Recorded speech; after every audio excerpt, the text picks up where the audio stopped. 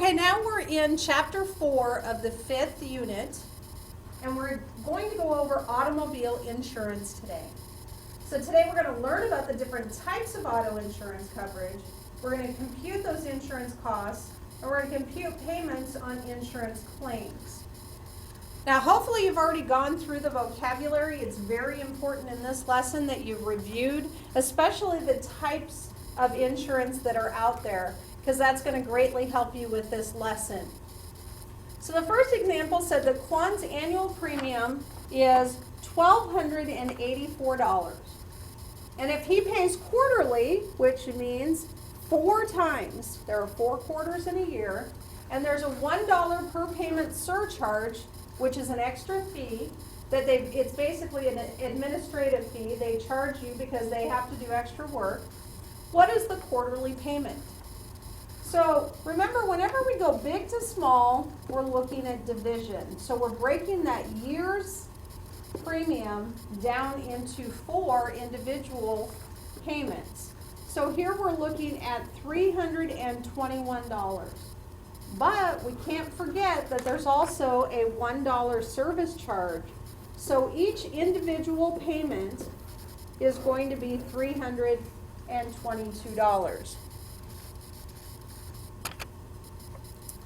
All right, please press pause. Take a second to figure this out. Press play when you're ready. Okay, let's see how you did. Leon's annual premium is X dollars, and he pays it semi-annually. So remember, semi is half, annual is year, so he pays it every half of a year, which means it happens 2 times in the year. And there is a Y dollar surcharge on each semi-annual payment. Express the amount of his semi-annual payment algebraically. Well, his annual payment is X, but we're going to break that up into 2 payments, so we're going to divide it by 2, and then we're going to add the surcharge, and there's your algebraic expression. Example 2, Stan DeMille has $25,000 worth of property damage. Now, property damage, if you went over the vocabulary well, the key word with property damage that I want you to remember is it's damage to other people's property. So in no way does it cover the property of the owner of the insurance. It's all about other people's property. There's other types of insurance that will cover Stan's property, but it's not property damage. He caused an accident that damaged a $2,000 fire hydrant and $5,600 worth of damage to another car. How much damage must Stan pay? So we see that both of these, the other car and the fire hydrant, both are other people's property. They are not his property. So we have a $2,000 fire hydrant plus $5,600 in damage to the other car, which is $7,600. Now, if Stan did not have insurance, he would be responsible for that entire $7,600. But we see here that he does have coverage, and he has coverage up to $25,000 per event. In this case, the $7,600 is less than the $25,000. Therefore, Stan will pay nothing on this claim. The insurance company will cover the entire $7,600. All right, please press pause, solve this, come back, and we'll finish it out. Okay, Keith ran his car into a telephone pole that had a bicycle leaning against it. We're going to assume it's not his bicycle. The pole will be X dollars to fix, the bicycle will be Y dollars to replace, and there was W dollars damage to the car. Express algebraically the amount that can be claimed under the property damage liability. So hopefully you were really paying attention before, because the answer to this is X plus Y, and that is all. And some of you right now are saying, well, wait a minute, what about W, which was the damage to the car? W is not included in here because it's his car. It's not other people's property. And so therefore it is not covered under the property damage liability. So the answer here is simply X plus Y. Example 3, Peter has a $1,000 deductible on his collision insurance. So collision is when he's in an accident. This is what covers his property. And deductible is how much he has to pay before the insurance company is going to pay. It says he backs his car into his garage and causes $4,300 worth of damage. How much will the insurance company have to pay? Well, there was $4,300 of damage. And as I said, the deductible is what he has to pay before the insurance company is going to pay anything. So he is going to be responsible for that $1,000. The insurance company is responsible for the difference, which is the $3,300. Please press pause. Go ahead and solve this. Come back when you're ready. All right, it says Manuel has an X dollar deductible on his comprehensive insurance. His car is stolen and never recovered. The value of his car was Y dollars, where Y is greater than his deductible. How much must the insurance company pay for this car? So he is going to, as it says here, the value is Y. The X is the deductible, so that gets taken out before the insurance company pays, and that's your algebraic expression for how much the insurance company will pay. Example 4, Bob was in an auto accident that was caused by his negligence. That means it was his fault. He has 100/300 bodily injury liability insurance. Now let me break down what 100/300 means. 100/300, each of these are in terms of 1,000. So what this is really saying is that it's $100,000 coverage / $300,000 coverage. But they write it as 100/300 for short, just for ease. And what it also means, each of these numbers represent a different purpose. So the 100,000 is going to be per person,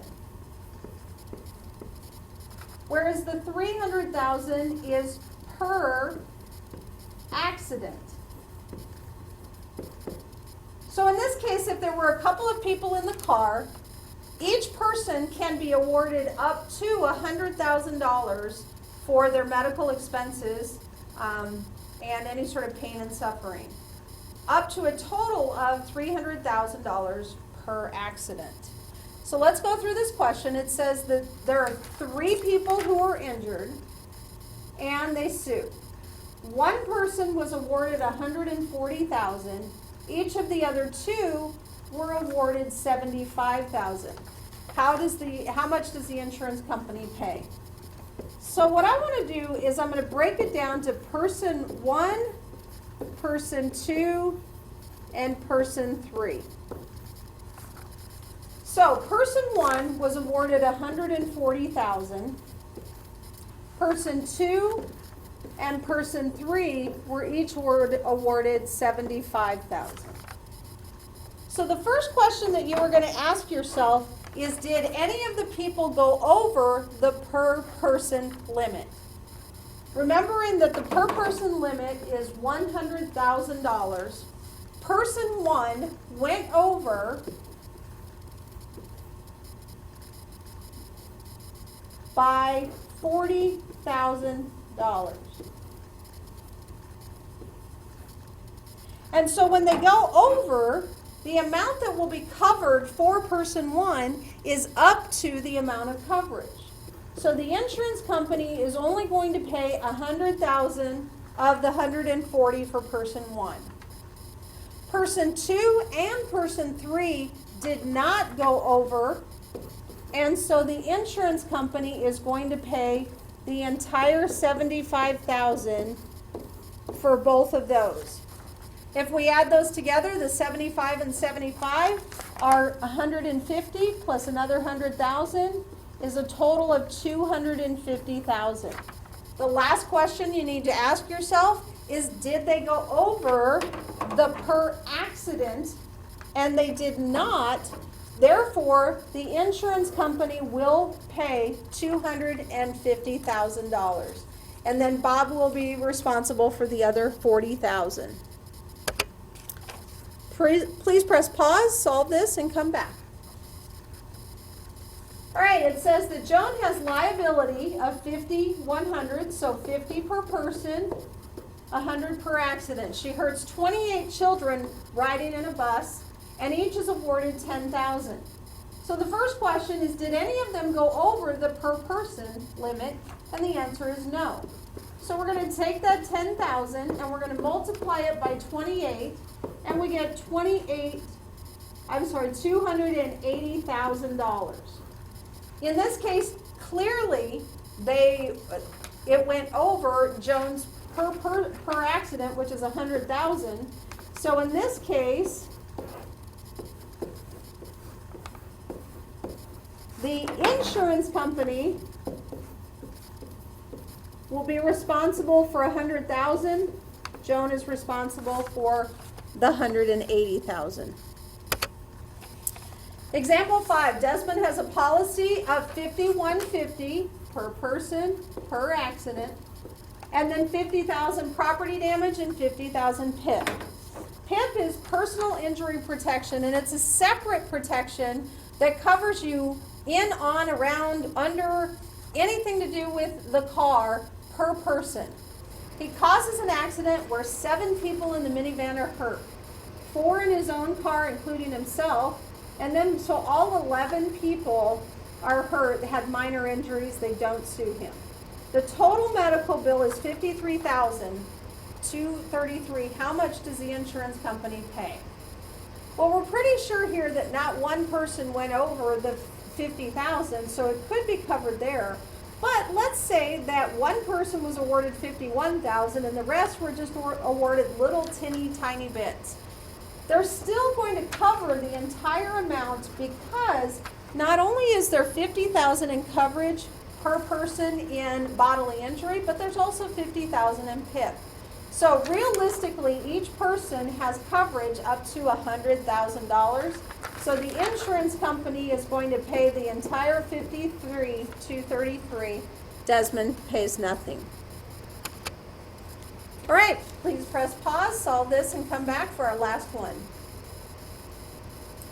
Okay, Pat has a 50, 100, so we're looking at per person per accident bodily injury liability, and 100,000 in PIP insurance.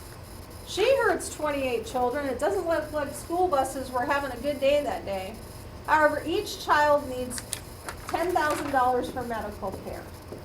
So that same 28 children caused a total owed of $280,000.